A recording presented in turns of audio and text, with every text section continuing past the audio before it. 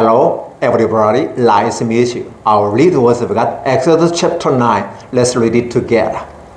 Then the Lord said to Moses, "Go to Pharaoh and say to him, this is what the Lord, the God of Hebrews says, let my people go so that they may worship me. If you refuse to let them go and continue to hold them back, the hands of the Lord will bring a terrible plague on your livestock in the fields, on your horses and donkeys and camels, on your cattle and sheep and goats.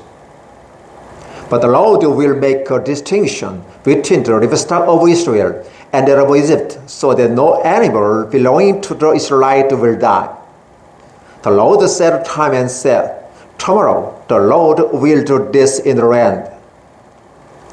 And the next day the Lord did it.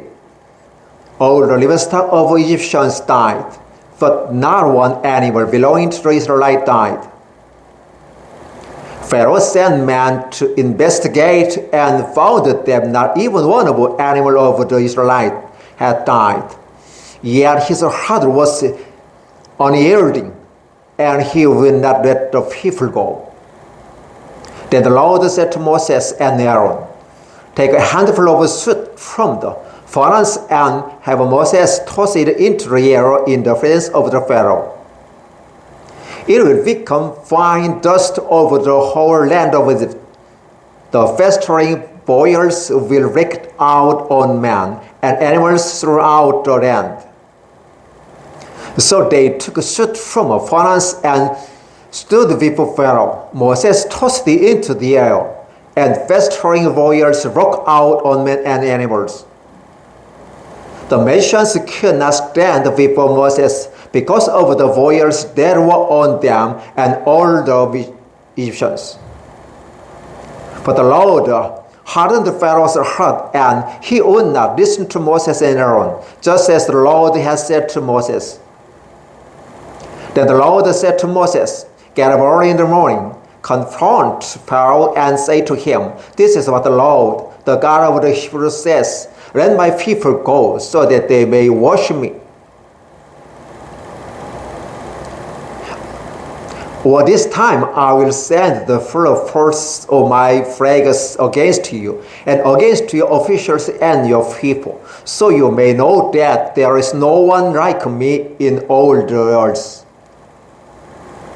For by now I would have stretched out my hand and struck you and your people with the plague that would have wiped you off the earth.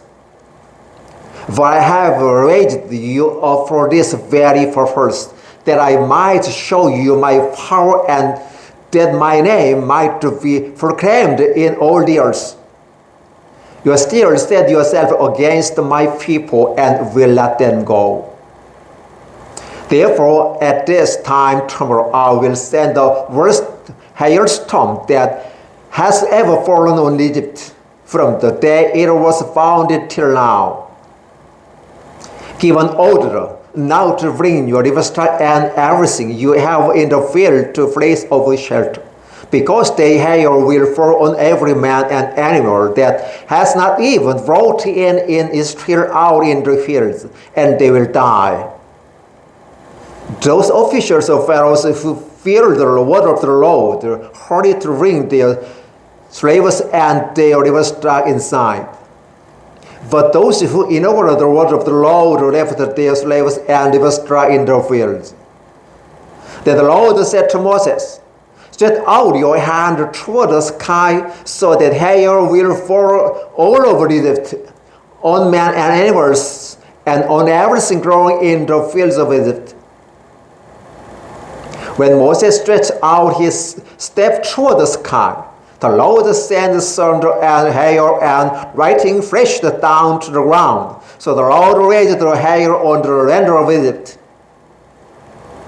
Hail fell and lightning flashed back and forth. It was the worst storm in all the land of Egypt since it had become a nation.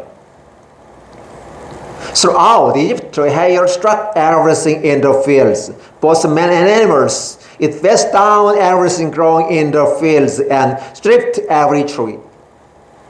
The only place it did not hear was the land of Goshen, where the Israelites were. Then Pharaoh summoned Moses and Aaron. This time I have sinned. He said to them, the Lord is in the right, and I and my people are in the wrong. Pray the Lord, for we have had enough thunder and hail. I will let you go. You don't have to stay any longer. Moses replied, when I have gone out of the city, I will spread out my hands in prayer to the Lord. The thunder will stop and there will be no more hail, so you may know that the earth is the Lord's. But I know that you and your officials still do not fear the Lord God. The flax and barley were destroyed, since the barley had it and the flax were in bloom. In wheat and spelt, however, were not destroyed because they ripened later. Then Moses left Pharaoh and went out of the city. He spread out his hands toward the road. The thunder and hail stopped, and the rain no longer fell down on the land. When Pharaoh saw that the rain and hail and thunder had stopped, he sinned against he and his officials hardened their hearts. So Pharaoh's heart was hard, and he would not let his Israelites go, just as the Lord had said through Moses. Exodus chapter 9, verses 1 to 35. Thank you.